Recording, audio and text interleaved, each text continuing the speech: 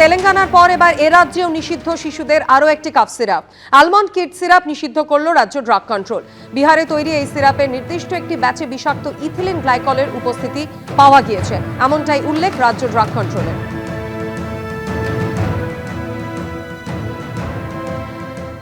ফের শিশুদের সিরাপ নিয়ে সতর্ক করল কেন্দ্রীয় ড্রাগ কন্ট্রোল এবং রাজ্য ড্রাগ কন্ট্রোল।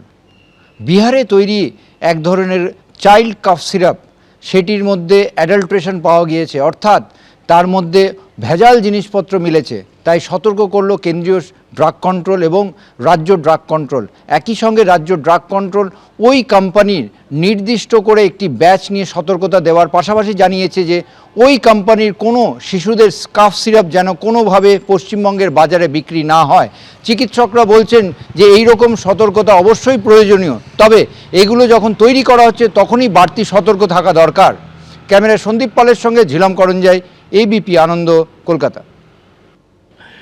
কম্বিনেশনটা যেটা দেখলাম, levocetirizine montelukast, which is quite a pretty common combination. বেশিরভাগ যারা পিডিয়াট্রিক মেডিসিনে আর কি ড্রাগ তৈরি করে তাদের অনেকেরই এই কম্বিনেশন আছে।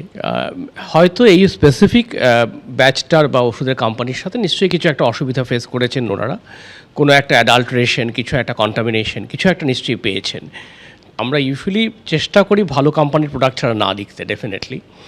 কিন্তু এখন তো ধরুন গ্রামে গঞ্জে অনেক ছোটো ছোটো কোম্পানিরও প্রোডাক্ট চলে। এখন সেগুলো কিভাবে ম্যানুফ্যাকচারিং ইউনিট তৈরি করছে, সেগুলো তো অনেক সময় প্রবলেম হচ্ছে, যা বোঝা যাচ্ছে। সেটা তো গভর্নমেন্টের তরফ থেকেই সেটা কিন্তু নজরদারি করতে হবে, এবং স্পেশালি যখন তারা প্রোডাকশনের জন্য পাচ্ছে, লাইসেন্স পাচ্ছে, সেটা বোধহয় আরেকটু জোরদার সেটা স্ক্রিনিং করা দরকার, যে রিয়েলি তারা তাদের ম্যানুফ্যাকচারিং ইউনিটটা সেরকমভাবে তৈরি কিনা সেরকম ওষুধ তৈরি করতে। এই এত সিরাপ কখন সরকার ব্যান করবে, আর কখন আমরা সেই নোটিশটা পাবো এবং কখন আমরা ওটাকে বন্ধ করব, ইটস ভেরি ডিফিকাল্ট। তো আমার কথা হচ্ছে যে ওষুধটা বাজারে আসার আগে কেন এই কন্ট্রোলগুলো করা হয় না? আমরা যদি আগে কন্ট্রোল না করতে পারি, বাজারে এসে গেলে আমি না হয় ডাক্তার হিসাবে লিখলাম না, কিন্তু এই ধরনের ওষুধ লোকে কিনে কিনে খায়, তো তাদেরটা আপনি কি করে বন্ধ করবেন? এই একটা নোটিশ পেলেই আমাদের কিন্তু কোনো কাজ হবে না, এতে লোকের কোনো উপকার হবে না। সরকারকে আরও বেশি স্ট্রিক্ট হতে হবে, যে কোনো প্রোডাক্ট বাজারে যখন আসবে তখন সেটা যেন স্ট্রিক্টলি মনিটর্ড হয়, যে হ্যাঁ এই ব্র্যান্ডটা ভালো, তার স্পেসিমেন্টগুলো, স্যাম্পেলগুলো চেক করা হয়েছে ভালো করে, তারপর হঠাৎ করে একটা নোটিশ দিলে আমার মনে হয় না কোনো লাভ হবে। জীবিত দম্পতিকে মৃত দেখিয়ে ভুয়ো ওয়ারিশন সার্টিফিকেট ইস্যু করার অভিযোগ উঠল তৃণমূল পরিচালিত পঞ্চায়েত প্রধানের বিরুদ্ধে। অভিযোগ সামনে আসতেই শোরগোল পড়ে গেছে অশোকনগরের শ্রীকৃষ্ণপুর গ্রাম পঞ্চায়েতে। জমি হাতানোর লক্ষ্যে ষড়যন্ত্র করা হয়েছে বলে পঞ্চায়েত প্রধানের বিরুদ্ধে পুলিশে অভিযোগ দায়ের করা হয়েছে। পাল্টা সই জালের অভিযোগ করে আইনের দ্বারস্থ হয়েছেন অভিযুক্ত প্রধান বলে দাবি করা হয়েছে পুলিশ সূত্রে। আমি এবং আমার স্ত্রী জীবিত আছি, কিন্তু আমাদের মৃত বানিয়ে প্রধান অন্য লোকের নামে ওর জমি হস্তান্তর করে দিয়েছে। জমি হাতাতে বৃদ্ধ দম্পতিকে মৃত বানিয়ে দেওয়ার অভিযোগ। নিঃসন্তান স্বামী স্ত্রীর জমি হাতাতে এক ব্যক্তিকে ছেলে সাজিয়ে তৈরি করা হলো ভুয়ো ওয়ারিশন সার্টিফিকেট। উত্তর 24 পরগনার অশোকনগরের সামনে এলো এমনই চাঞ্চল্যকর অভিযোগ। স্থানীয় বাসিন্দা রাবিয়া বিবি বান্দা ও তার স্বামী ফতেজান বান্দার অভিযোগ, তাঁদের জমি হাতাতে পুরো পরিকল্পনা সাজিয়েছেন তৃণমূল নেতা ও শ্রীকৃষ্ণপুর গ্রাম পঞ্চায়েতের প্রধান রফিকুল হাসান। সিরাজুল হক নামে স্থানীয় এক ব্যক্তিকে ছেলে হিসেবে সাজিয়ে ওই দম্পতির সমস্ত সম্পত্তির ওয়ারিশ হিসেবে দেখানো হয়েছে পঞ্চায়েত থেকে দেওয়া সরকারি শংসাপত্রে।